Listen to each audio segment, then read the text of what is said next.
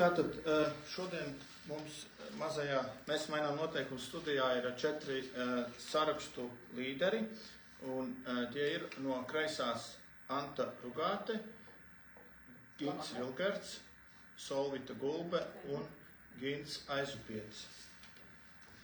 Un šodienas tēma ir Mēs mainām noteikumus piedāvājums valsts pārvaldē, jeb ģenerāla tīrīšana.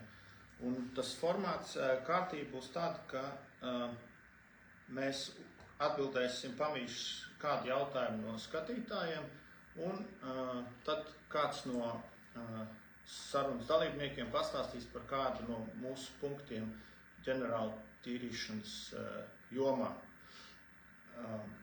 Tā.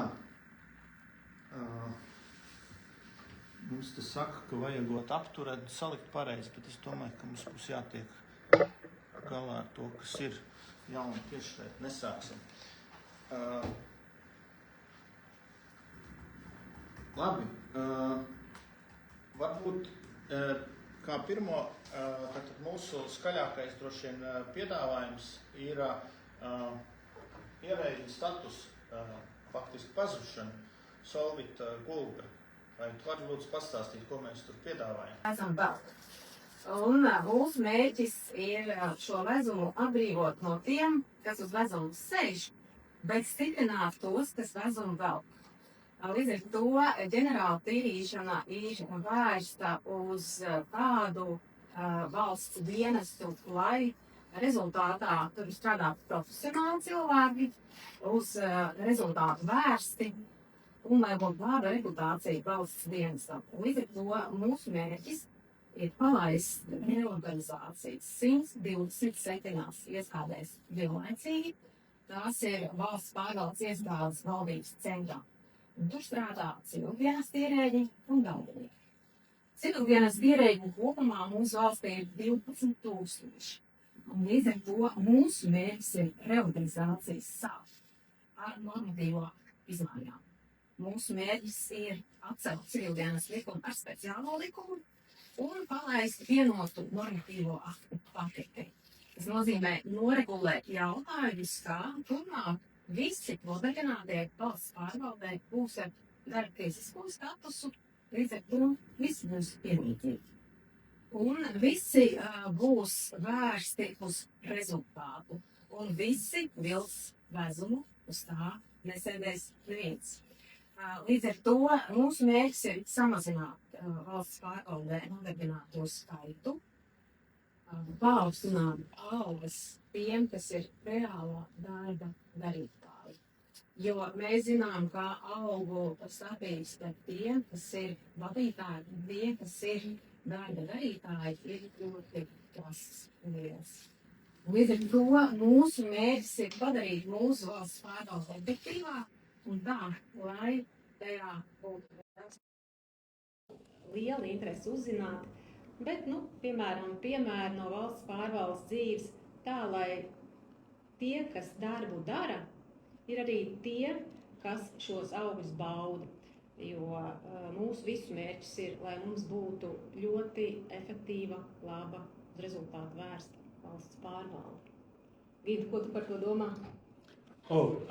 Jā, es tur šeit esmu vēl radikālāks un vēl tiešāks, un es jau esmu sajūstinājies, ka katram ministram par PR konsultantu un par sabiedrisko komunikāciju. Un tā rezultātā nauda tiek neliederīgi iztērēta. Varbūt tā vietā ministrijai vajag vairāk lasīt ministrijas dokumentus, un vairāk studēt, un vairāk tikties ar citiem ierēģiem, nebūt augstprātīgiem, un vairāk vajag strādāt, mazāk vajag, man liekas, PR aktivitātes piekopt. Es, piemēram, nesaprotu, kā ministrs var tik daudz viskaut kur vienā dienā paspēj spiest rokas, tikties organizācijām. Jā, to vajag, bet vai darbs iet uz priekšu, par to es šaubos. Tāds mans redzējums ir par šo te vezumu vilcējiem, tie, kas sēž uz vezumu. Un droši vien arī ministrijā departamentu skaits samazināsies, es tā domājos. Samazināsies departamentu skaits, un man liekas, ka tas arī ir labs indikators.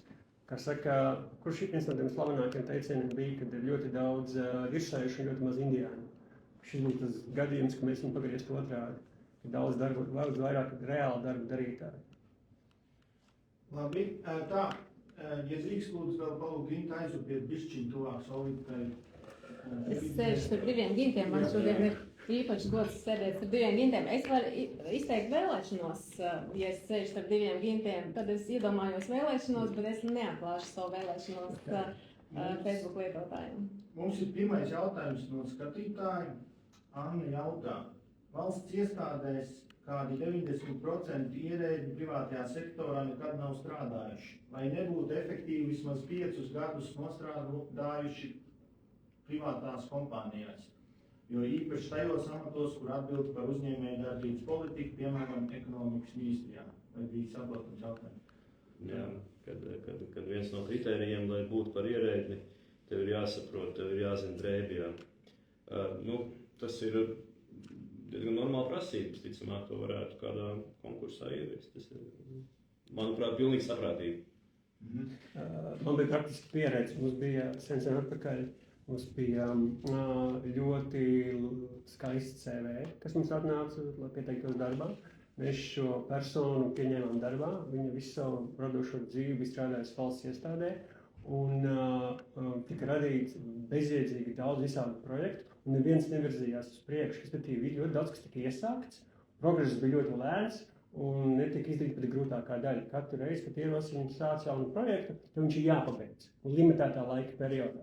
Un tas galīgi negāja, jo bija tāds kā bailes, varbūt sistēma bija radījusi tās bailes, bija nedrošība, nebija pārliecinātības par to. Skaidrs, kā tas beidzās. Privātajās sektors vienkārši nevar tādos apstākļos tādiem darbiniekiem strādāt. No otras puses, ja eventuāli civildienas likuma atcelšanas rezultātā varētu samazināties tomēr šis ierēģu skaits, tieši vai netieši, man liekas, ka privātais sektors tomēr ar atklāstām rokām sagaidītu šos ierēģus labprāt. Kāpēc gan ne? Lai arī tur ir kā pretruna, bet ņemot vērā, kāds ir deficīts, vispār personāla deficīts šobrīd, man liekas, tur pretrunas nekāds nav. Vēl komentējot Annas jautājumu par tām bažām, ka valsts pārvaldē nestrādā speciālisti, tas tiešām arī ir novedis pie tā, ka valsts pārvalde diezgan daudz kontraktē stratēģiju un koncepciju izstrādi privātajam sektoram, kā arī kontraktē tēla aktivitātes, tēla spodrināšanas, tēla veidošanas aktivitātes, un mēs savā programmā piekrītam tai pozīcijai, ka civildienestam un turpmāk valsts dienestam jābūt profesionālam, pašiem jāraksta stratēģijas, pašiem jāraksta koncepcijas, un pašiem tas tēls ir jāspodrina. Jo es pieļauju, ka tēla spodrināšana nevar nopirkt. Tēls veidojas pats par sevi, un tēls veidojas no padarītiem darbiem. Un līdz ar to tā ir mūsu pozīcija, ko Anna arī ir droši vien novērojusi, ka būtu jāmaina noteikumi. Mūsu noteikumi būs tādi, ka mēs paši valsts pārvaldē rakstīsim stratēģijas, koncepcijas, plāns un paši savu tēlu arī veidosim, nevis to pirksim. Paldies! Viens no mūsu programmas pīlāriem tātad ir individuāla atbildība. Jebkurā līmenī par katru lietu būs tieši viens atbildīgais. Vai kāds varētu dokumentēt šo? Jā, droši vien, ka beidzot ir pienācis laiks, lai katrs tomēr atbildētu par to, ko viņš dara valsts pārvaldē. Jo līdz šim tā sociālistiskā, tāda atblāzma, tā varētu teikt, kad ir daudzi priekšnieki, ir daudzi atbildīgie, ir desmitiem rezolūciju uz kaut kādu vienkāršu rīkojumu, un tad tu nevari saprast, kurš ir īsti atbildīgs, un kurš to lietu novadīs līdz galam, un kurš būs sācis, un kurš pa vidu tur ir jaucies, kurš kaut ko ir padarījis, kurš kaut ko nav padarījis, un ir tāds haosiņš, kurā nav neviena atbildīgā. Un tā ir ļoti kreisa politika, kura nenoved valstī tādā turības krastā, bet, diemžēl, atstāja tajā ļoti bēdīgajā krastā, kurā mēs tagad atrodamies, ka mums trūkst naudas, mums trūkst darbinieku, mums trūkst cilvēku, mums trūkst bērnu, mums visa kā trūkst, mums ir trūkumu pilnīgi tāda buķete izveidojusies. Bet šī labējā domāšana, kas mums ir mūsu programmā, tā labējā pieeja, tas nozīmē, ka katrs cilvēks, kurš ir ar labēju attieksmi un labējā domāšanā, viņš jau pirmkārt, viņš parūpējas pats par sevi. Un neviens cits par tevi neparūpēsies. Viņš parūpējas par savu ģimeni. Viņš ir atbildīgs par saviem lēmumiem, ko viņš ir pieņēmis. Vai tās ir mācības, kurās viņš ir uzsācis studijas, pabeigt, nepabeigt, mainīt, kaut ko darīt. Neviens viņa vietā tāds lēmums nevar pieņemt. Un tāpēc, tad, kad mēs runājam par tādiem lieliem apjomiem par valsti, neatkarīgi no valsts lieluma, tas ir lielais apjoms. Un neatkarīgi no valsts lieluma, katrs individuālais cilvēks ir vesela valsts. Jo viņš pieņem visus lēmumus tad, kad viņam pienāk brīdis lemt par to, ko viņš darīs, kā viņš darīs, kāpēc viņš kaut ko darīs un kāpēc viņš kaut ko nedarīs. Tāpēc man šķiet, ka mums viss, tā ievirze būtu ļoti labēji, tāda veselīga, pozitīva, dziednieciska, kaut kā tīrītu mūsu to saražoto lielo valsts aparātu un atstātu tikai tos, par kuriem Solvita runāja, kas tik tiešām jēdz un prot strādāt. Labi, nākamais jautājums mums ir, atgriežoties pie pamat nosaukuma valsts pārvaldes programmai par ģenerālu tīrīšanu. Vai ģenerāla tīrīšana paredz ministriju apvienošanu vai likvidēšanu? Jā, mēs esam par to runājuši un to arī plānojam darīt. Es domāju, daudz piekrītām, ka KEM būtu jāintegrē atpakaļ ekonomikas ministrijā. Un, protams, mūsu plānos arī ir KEM ekonomikas ministrijai pievienot varam. Ir apsverams jautājums par Labklājības ministrijas un veselības ministrijas apvienošanu, kā arī izglītības un zinātnes ministrijas un kultūras ministrijas apvienošanu. Tā kā līdz ar šo ministriju apvienošanu nāks arī padotības iestāžu pārskatīšana, apvienošana un tādā veidā arī veidosies šī cilvēka resursu optimizācija, valsts budžeta ietaupījums, un mēs esam rēķinājuši arī, cik mēs ietaupīsim valsts budžetu un kāds būs tas rezultīvais rādītājs, uz kuru mēs tiecamies. Un tas, protams, nav darāms uzreiz, tajā brīdī, kad mēs nokļūstam parlamentā un valsts netiek sagrauta, un struktūra ir jālabo mērķtiecīgi, saprātīgi un pēc tās iespējas, kādā veidā to var izdarīt. Nevis tikai, tad, ka mūsu ideja ir, un mēs to noteikti tūlīt pat uz brokastu laiku liekam galvā. Varbūt es papildināšu, es kaut pārstāvu to radikālo spārnu mūsu organizācijā. Tad, valstī, kāpēc valsts dara, kāpēc valsts grib samazināt šo civilģienestu, ierēģu skaitu? Tāpēc, kad viņš ir neproporcionāli liels pret pārējā nodarbināto skaitu. Un tas nozīmē, ka valsts ir drusku slima, viņi pa daudz ir uzaudzēti tauki, un tādā attiecīgi vienkārši nevar ātri paiet, viņi sāk atpalikt. Un, lai to panākt mērķis, ministriju apvienošana vai likvidācija nav pašmērķis. Pašmērķis ir samazināt izdevumus, ko prasa valsts pārvalde. Tas arī nav pašmērķis, tas ir lielais valsts mērķis. Jā, tas ir tas, uz ko vajadzētu tiekties, un tas, ka samazina vai nesamazina ministrijas, nav absolūtais kritērijs. Kritērijs samazināt valsts izdevumus, kas skar valsts pārvaldi. Jā, runājot par valsts izdevumiem, ja mēs atceramies, tad pēdējā tāda būtiskā samazināšana bija 2008. 2009. gadā, tad, kad ierēdniecības skaits, valsts pārvaldē nodarbināto skaits tika samazināts par 10% un atalgojums par 25%. Tā kā mēs uzskatām, ka šis valsts pārvaldes koks ir jākopī. Tas mēdz pats izplesties, laist dzars uz visām pusēm, un šis ir tas brīdis, kad tas dārs būtu atkal jāsakopī. Gint Vilgert, tu darbojies digitālās attīstības darba grupā, vai tam nākamais jautājums varētu būt tev?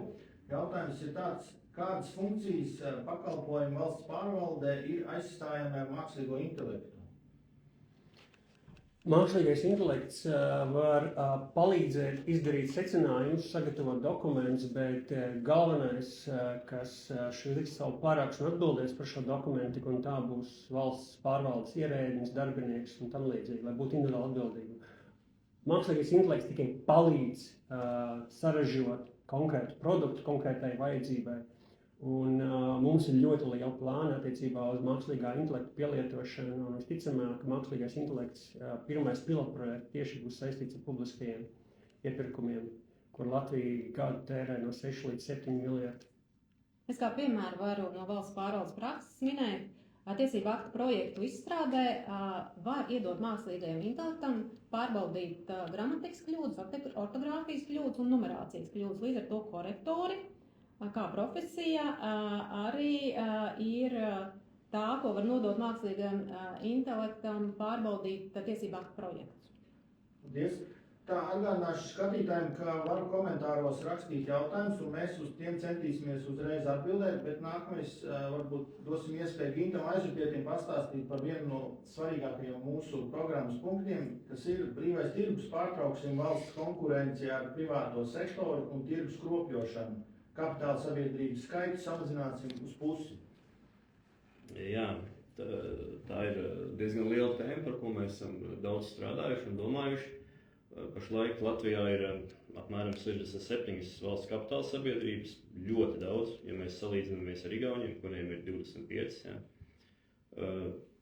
Mūsu plāns ir ne tikai viņas samazināt, apvienojot un varbūt tiekot vaļā no tām liekajām, kuru funkcijas valsts lieki dara, ja, viņiem nevajag varbūt tādas lietas darīt, bet tieši par pašu pārvaldi mums ir plāns ieviest pārbaudīt Igaunijas modeli,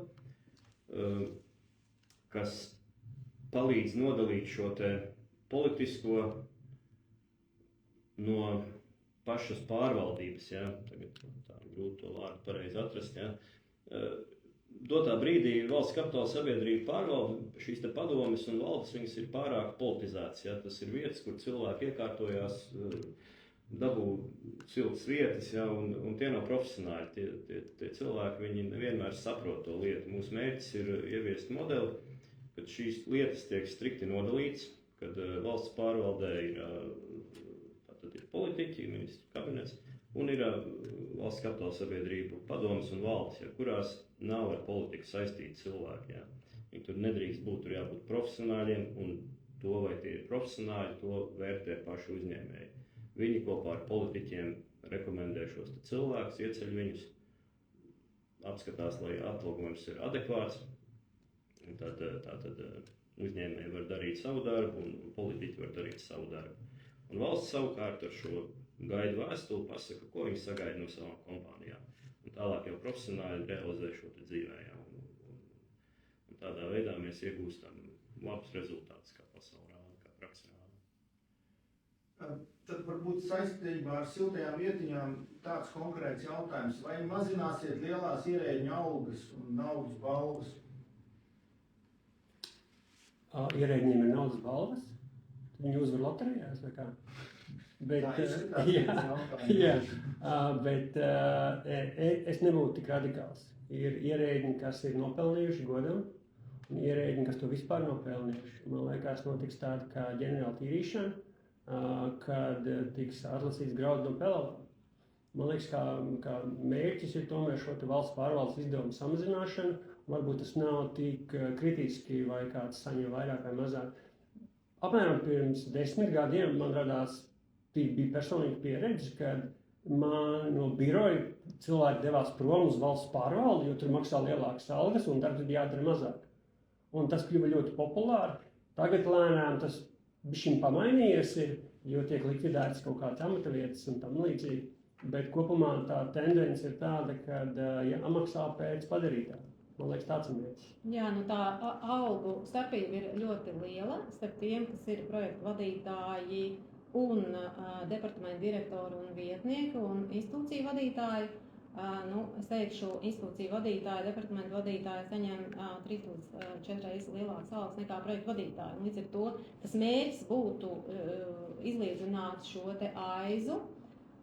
Protams, atteikties no daudzajiem vietniekiem valsts pārvaldē, jo, ja jūs paskatīsieties telefonu grāmatā, tad ministrijās, aģentūrās vienam departamentu vadītājam, direktoram ir vairāk vietnieku. Un tas praksē notiek tā, ka direktors sadarbībā ar projektu vadītāju izstrādā tiesību aktu projektu un 3 citi šo procesu vēro. Un līdz ar to es domāju, ka pavisam noteikti mēs visi saprotam, ka no vērotājiem un ēnotājiem, kas darbu nedara, valsts pārvaldē ir jāatsakās.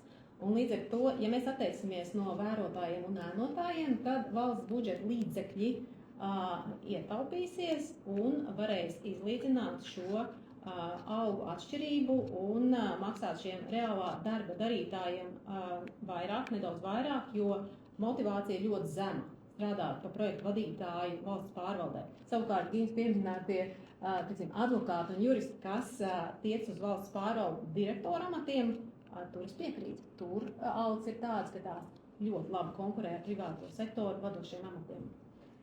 Mūsu tātad valsts pārvaldes programmas apakšnosaukums ir ģenerāla tīrīšana. Pagaidām esam runājuši par dažādu tādu mazu uzlabojumu, ministriju apvienošanu, pieejas maiņu, bet te ir tāds interesants punkts - deregulācija, vai kāds var paskaidrot, kā tas varētu ietekmēt lietas. Tātad ar katru jaunu likumu atcelsim vismaz 2 esošos.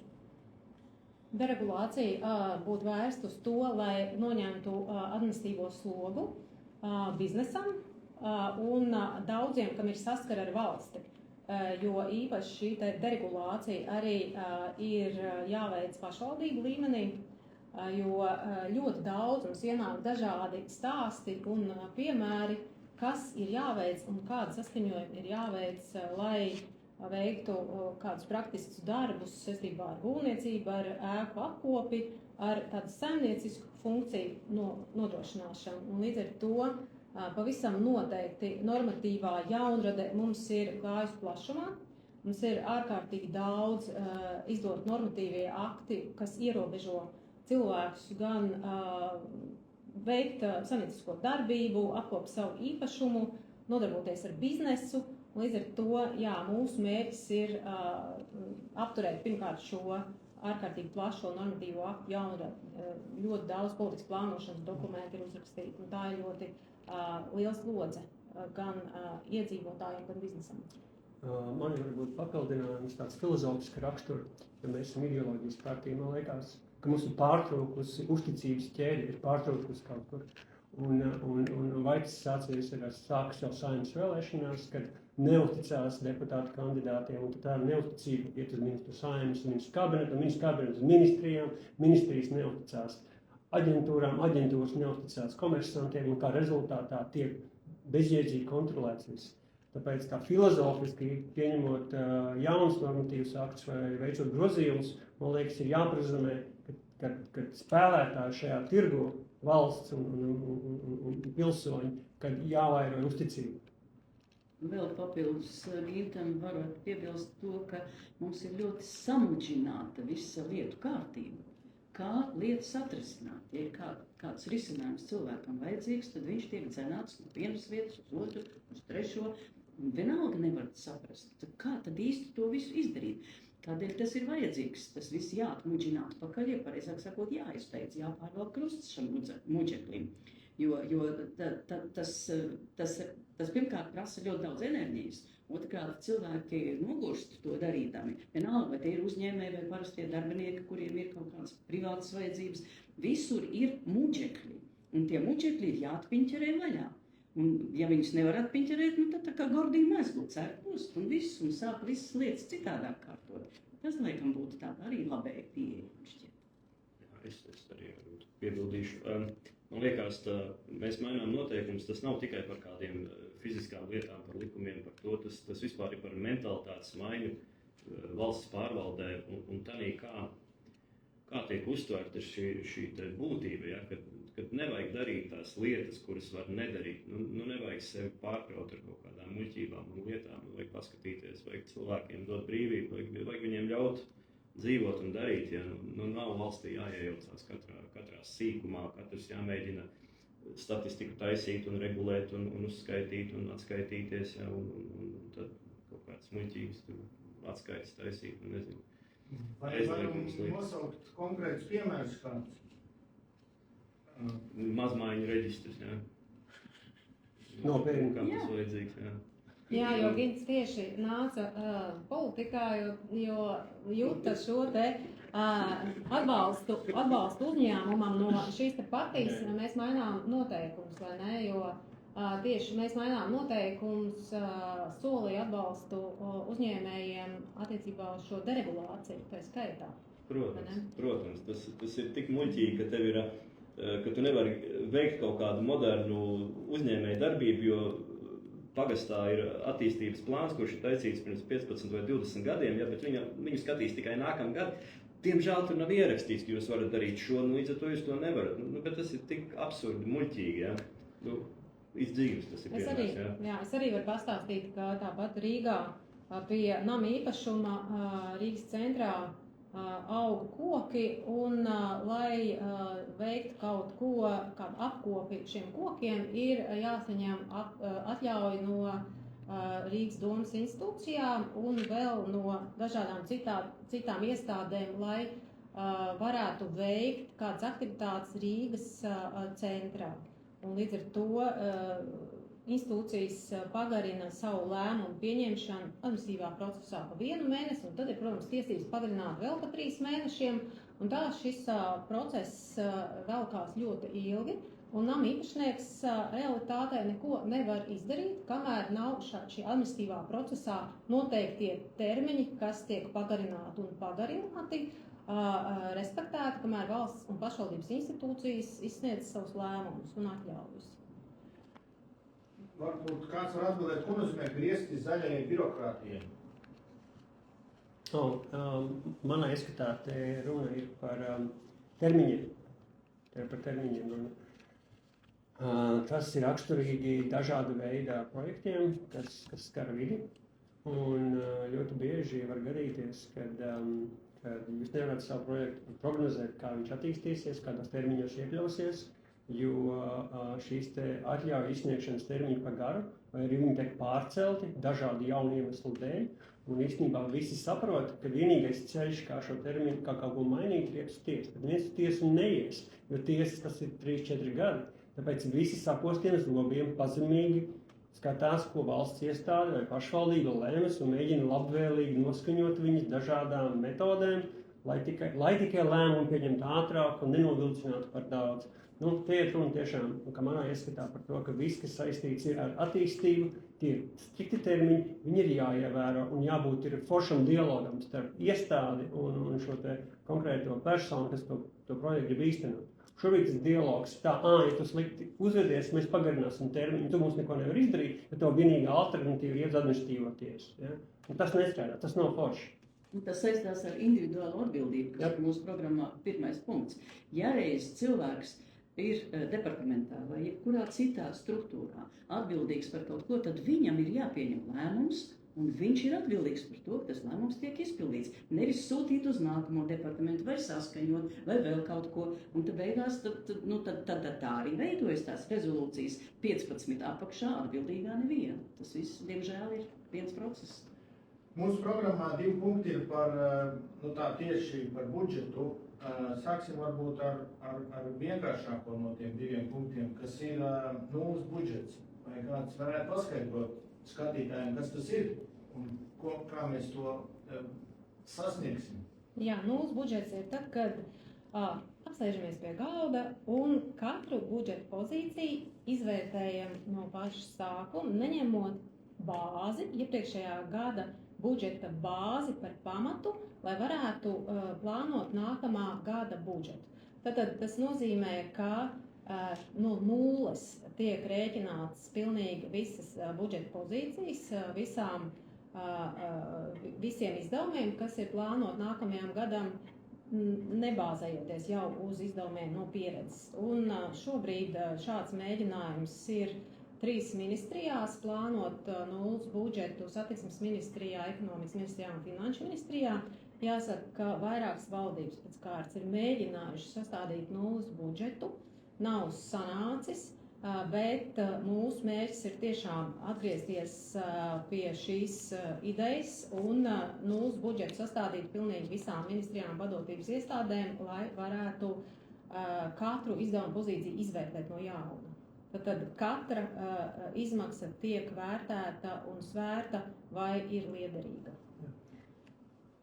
Lūdzu, lūdzu. Nē, es gribēju piebilst Solvitai, varbūt tas izskatās tā sarežģīti. Kāpēc? Tāpēc, ka ministrija pati savus budžetus ar lielām grūtībām var izvērtēt objektīvi. Tas ir tas, ko es gribēju piebilst.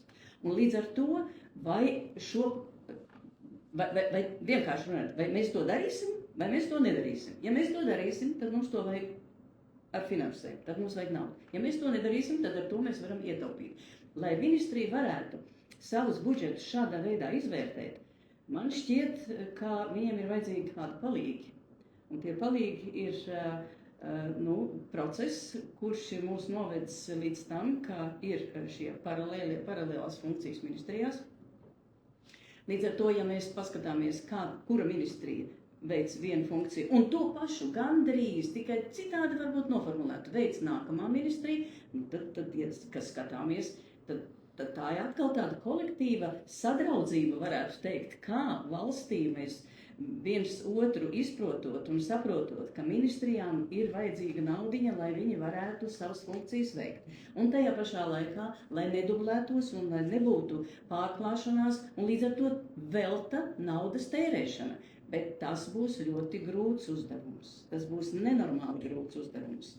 Un tas varbūt pat ir grūtāks uzdevums nekā bezdeficīta budžets. Tādēļ, ka nulles budžets, tas tādā atgriezeniskā saitē atnāk uz pašiem, kas šo budžetu īsteno, uz ministrijām. Jo nulles budžetu ir ļoti grūti izveidot pašiem, tas tā kā man jāatsakās, es šo mēnesi, to es nedarīšu, to es nepirkšu, to es neēdīšu, tāds drēbes man nevajag, šitāds kurps man nevajag, man 10 kurpi pāri, es vairāk neviens nepirkšu. Tie ir lēmumi. Un atkal tas viss atduras pret ko? Pret labējo fundamentālo prasību. Atbildība par lēmumu. Ja reiz lēmums ir pieņemts, ka mēs šajā virzienā vairs naudu netērējam, ka mēs varam šīs funkcijas apvienot, tad viss notiek. Ja mēs to nespējam atbildīgi pieņemt, tad ir tas pats hauss un tas pats Gordija mezgls, kas samačinās un saķinķerējas vēl vairāk. Paldies, Anta. Jūs pieminējāt bezdeficītu budžetu, kas arī ir mūsu programmā pieminēts. Jāsasniedz viena saimnes sasaukuma laikā. Tad daži komentāros raksta, kā jūs 4 gadu termiņā plānojat sasniegt bezdeficītu budžetu? Es ļoti gribu atbildēt šo. Ļoti gribu, es pilnīgi deg nepacietībā, jā. Šogan labāk izteiksies droši vien rītdien.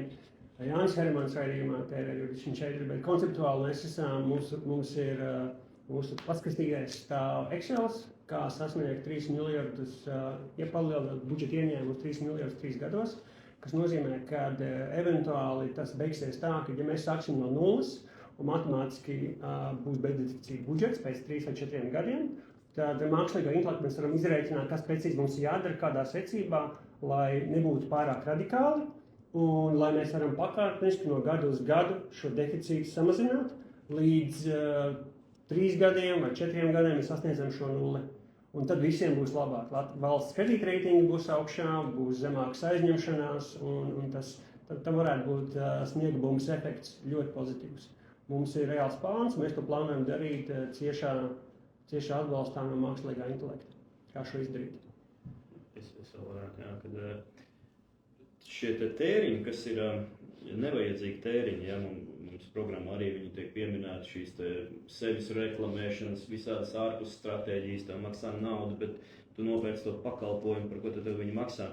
Tas viss kropļo vidi un tirgu, tiek radīti produkti, kas nav vajadzīgi, cilvēki nodarbojās ar lietām, viņi apgūst naudu, kas ir bezjēdzīgi, tā vietā, lai viņi darītu kaut ko, kas tiešām nes labumu visai sabiedrībai, Tad ņemot šo te nost, uzliekot stingrus rāmjus, atbrīvojās arī lieka nauda un beidzot varbūt parādās kaut kādu produktu tirgu, kas ir vajadzīgi, ne tikai starp ierēdniecību un kaut kādu vienu pasūtītāju, bet varbūt kāds eksports beidzot mums izveidosies veiksmīgs, Gins lieliski pateica, apgūstam naudu. Un šis termins ir, man šķiet, ka tas patiesībā ir noziegums. Ko nozīmē apgūt naudu? Ja nauda ir piešķirta, bet naudu nav bijusi vajadzība, teiksim, iztērēt, vai līdz gada beigām, vai kāda projekta realizēšana, tad kādēļ to vajag apgūt un iztērēt kādos niekos. Tikai tāpēc, lai gada beigās būtu, tā teikt, nu, viss budžets ir izpildīts un atskaites var iesniegt Finanšu ministrijā, kas ir saņemts, tas ir iztērēts. Tā ir tāda, patiesībā tāda vēstures aizmiršana. Es gribu pavisam īsti pieminēt, mums bija bezdeficīta budžets Latvijā. Tas ir 96. 97. gads. Un tad tas tika izdarīts ne 4 gados, bet vienā lēmumā. Un jūs neviens varbūt pat nebijāt klāt tajā brīdī, tai sabiedriskajai dzīvei. Jūs vēl bijāt jauni cilvēki, un tā nav mana priekšrocība. Tas ir mans stāsts. Papildinot jūsu lielo deksmi, ar kuru jūs MMN iesaukumā pie Alvija Harmaņa esat nākuši, lai varētu likt iekšā savu enerģiju, savu izpratni un savu vēlību Latvijas attīstībai. Bet mums bija bezdeficīta budžets, un to mēs varējām izdarīt ar vienu lēmumu. Tad, kad visi Saeimas deputāti tika iepazīstināti ar nākamā gada budžeta iespēju, noteiktos ietvaros, un viss pārējais, ko nevarēja īstenot, tas tika noņemts nost no galda. Un pat neatvilktnē ielikts uz nākotni, bet vispār. Un tas bija ļoti veiksmīgs risinājums. Protams, tad nāca Krievijas krīze, tad nāca vēl daudz kas cits. Un tad šī ideja par bezdeficītu budžetu, kuru vajag noturēt, nu tā kaut kur aizpeldēja, un, diemžēl, mēs esam iepildējuši tajā lielajā seklajā peļķē, kurā mēs tagad esam. Mums vairāk dubļu un neiedzības nekā jēgas. Tā, mums Ainārs ir iesūtījis jautājumu, tas tāds garāks, klausieties uzmanīgi. Mēs šodien runājam par ģenerālu tīrīšanu un apskatām tikai vienu no valsts varas daļām izpildvaru. Būtu labi dzirdēt par ģenerālu tīrīšanu citās varas daļās, tiesu varā, plašsaziņā, pat likumdevēja varā. Un vēl par izpildvaru. Vai galvenais uzdevums tomēr nebūtu uzraudzības funkcijas atņemšana ministrijām? Tas ir uzraudzīt savu darbu. Proti ministriju pakļautībā esošas uzraudzības iestādes pārveidot par neatkarīgu regulātoru institūtu. Manuprāt, uzraudzības iestāžu tiešā pakļautība izpildvarai ir galvenā Latvijas pārvaldes nelaime šodien. Par ģenerālu tīrīšanu citos varas zaros, varbūt par kārtības rūmu mēs arī varam pastāstīt. Tik daudz jautājumu vienā jautājumā. Jā, nu tur grūti pat. Es varētu šaut to, kas man liekas ir viena lieta, kas par tiesām arī, man liekas, ka viena lieta, ko nevajag aizmirst, ja valsts tomēr ir nolēmusi ieviest mākslīgo intelektu visās pārvaldes jomās, vairāk vai mazāk, jo ne visās viņi var ieviest, tad, man liekas, tam līdzi ir jānāk pienākumam tomēr samazināt šo te personu skaitu, kas šajā jomā darbojās, jo kāda jēga iztērēt naudu uz jauna IT risinājumu, ja vienlaicīgi pieaug skaits, kas pēkšņi tagad uzraudzīs šo IT risinājumu un kaut ko citu darīs. Tāpēc, ja mēs ieviešam risinājumu, tad uzstādījumam jābūt tādam, ka personu skaits, kas strādā šajā atzarā, viņš samazinās. Patīk, nepatīk, bet viņš samazinās. Ja, ja runā par tiesu sistēmu, tad un es gribētu skaidri nodalīt iekšlietu ministriju no tiesas sistēmas. Ja? Tad, manā ieskatā, mūsu programmā jau tur parādās daudzas idejas. Viena no lietām ir tāda, ka principā jau šī tiesu sistēmai vajadzētu samazināties.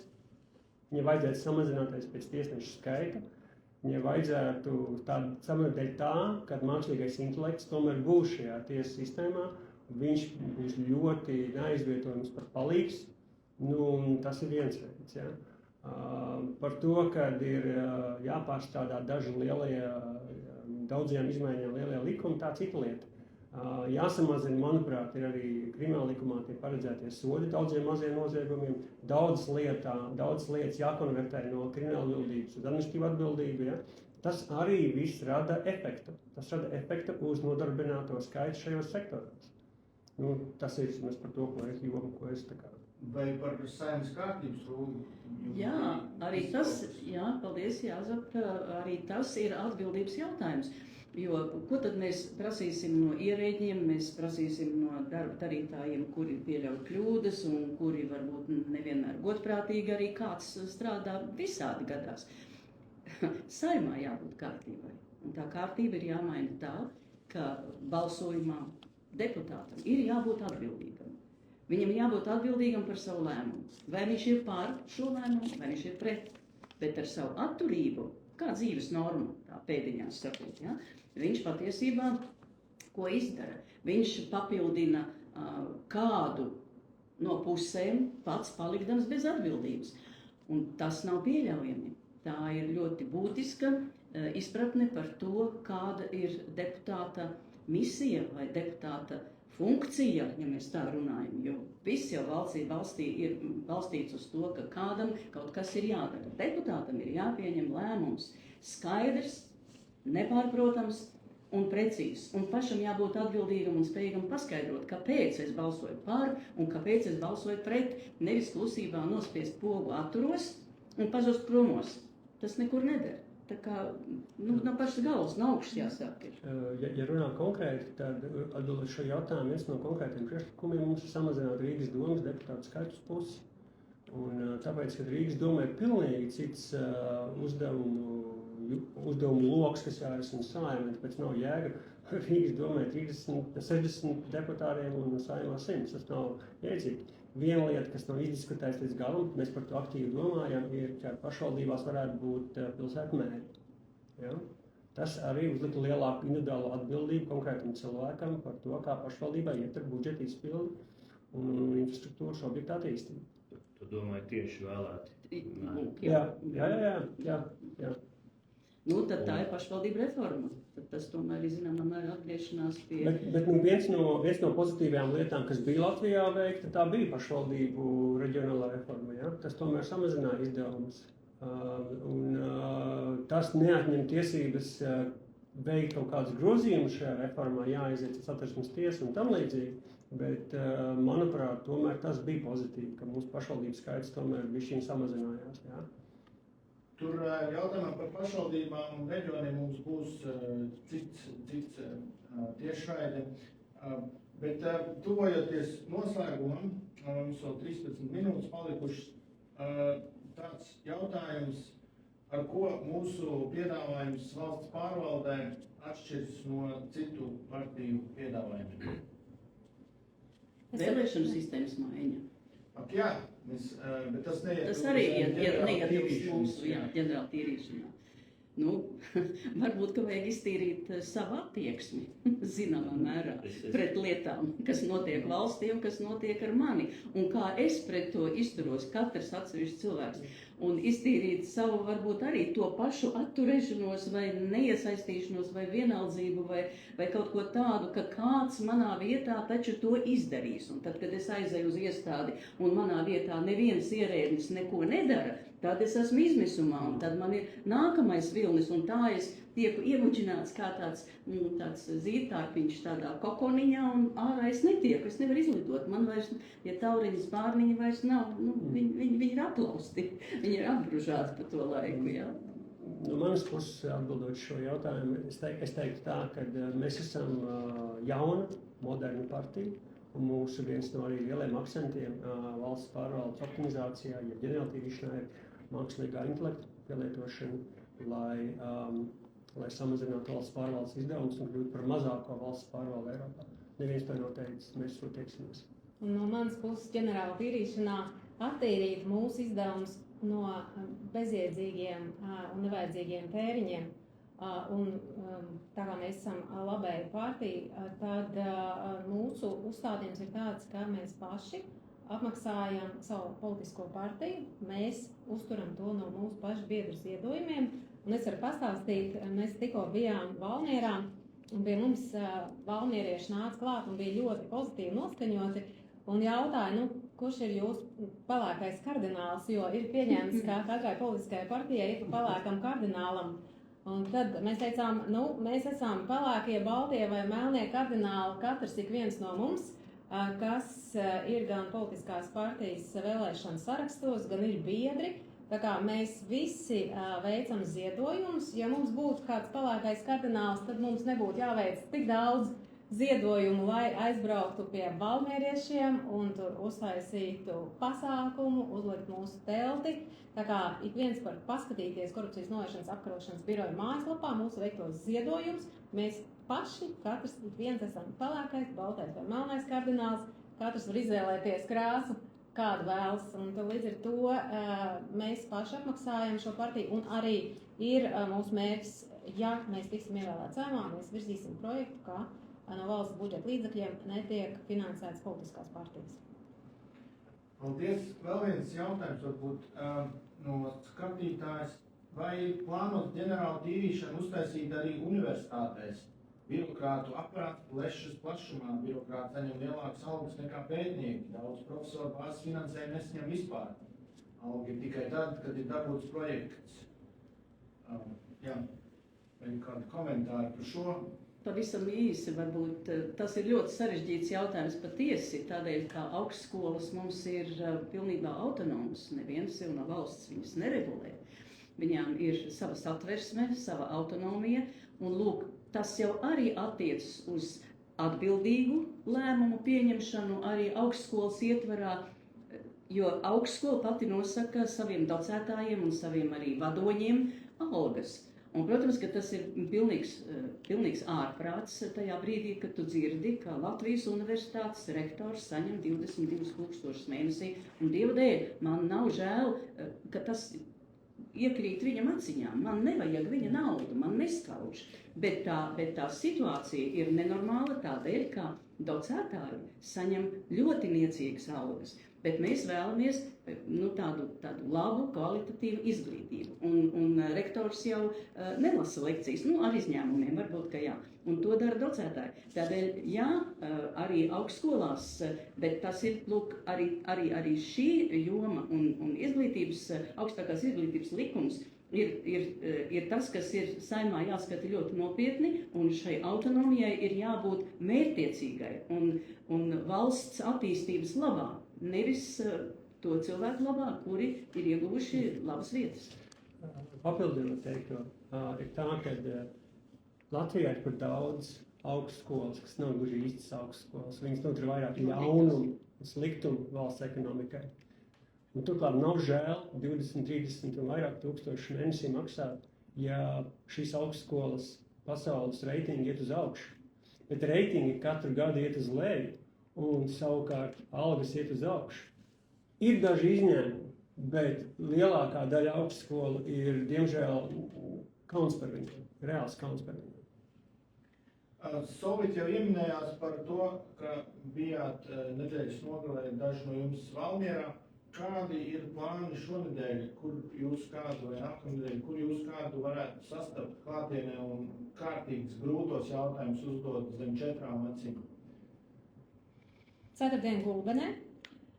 Izmantošu iespēju un pateikšu, ka Gulbenes mūžā notiks tikšanās ar mūsu partijas pārstāvjiem, vēlētāju tikšanās, un tas būs ceturtdien vakarā. Ejiet gulbēnieši, kas šobrīd skatās, un ja jums ir pazīstams kāds no Gulbenes, dodiet ziņu, ka ceturtdien vakarā varēs klātienē Gulbenes mūžā tikties ar mēs mainām noteikumus ļoti aktīviem biedriem. Jā. Un arī nedēļas nogalē būsim Alūksnē un pilsētas svētkos ar balto telti. Meklējiet visur balto telti, mēs mainām noteikumus. 6. augustā, ja nemaldos, ir Jūrmalā, Kūriņā. 6. augustā, jā. Tātad 6. augustā Kauguros reiz. Jā. Tikšanās ar vēlētājiem. Vēl ir vēl kāds zina pasākums šodien, kur mēs esam un būsim.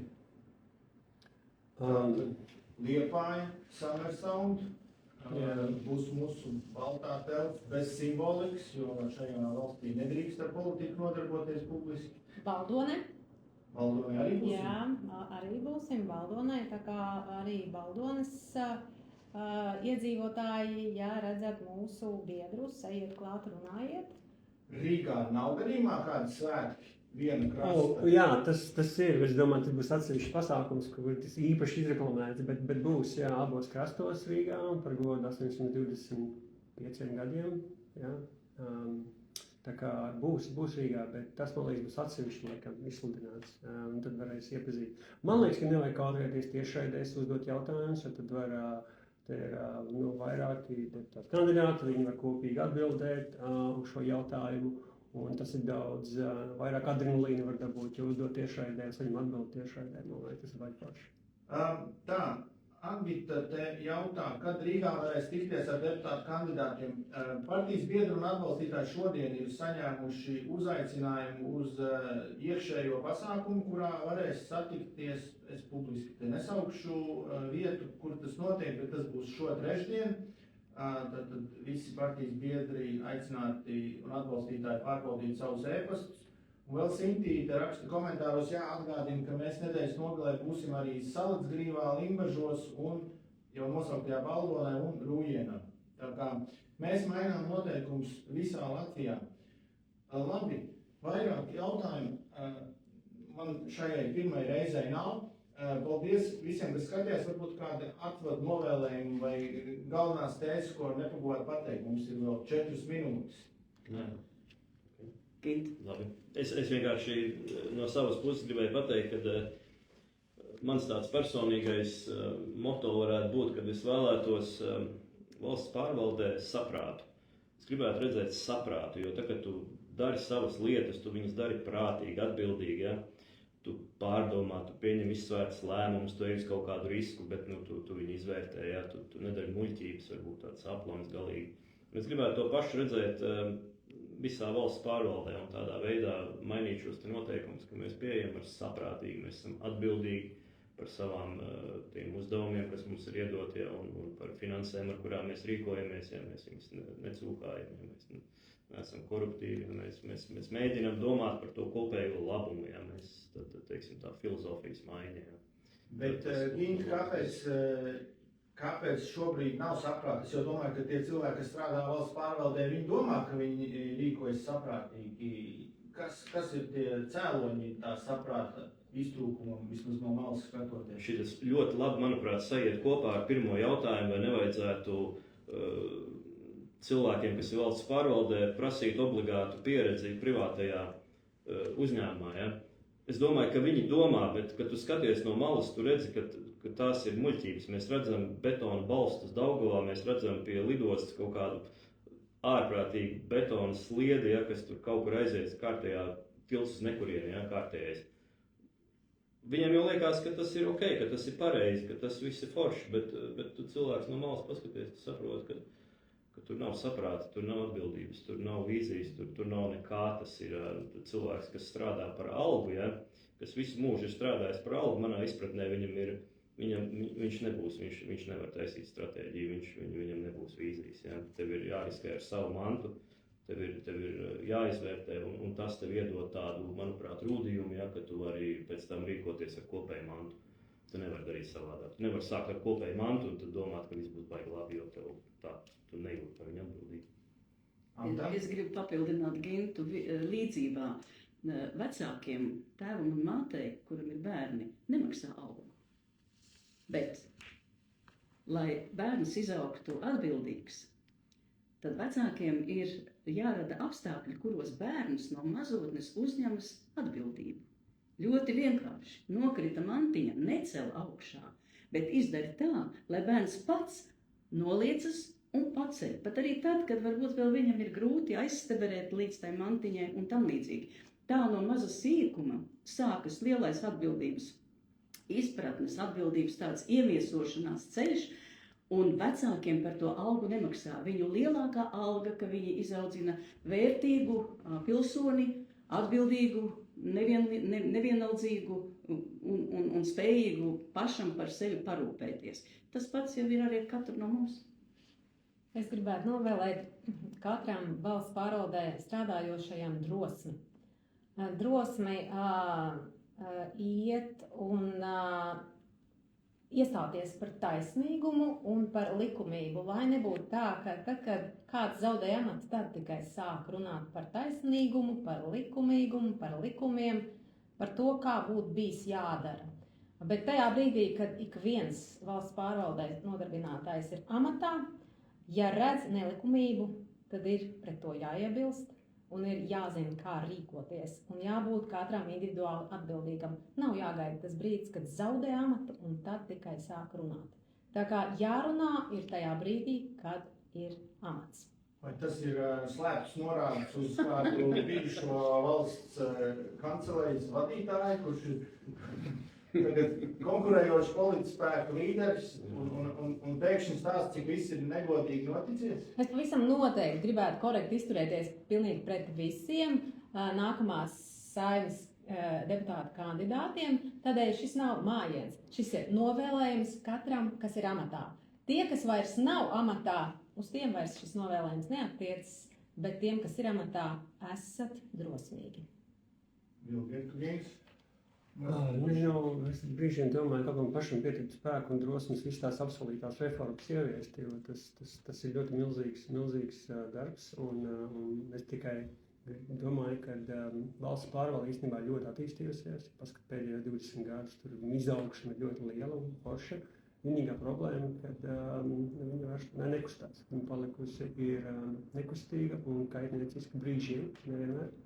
Un man ļoti pozitīvas atmiņas par dažām epizodēm ar sadarbībā ar ministrijām. Tā kā es teiktu, ka nebaidieties no mums, mēs gribam ilgtermiņā tikai labu.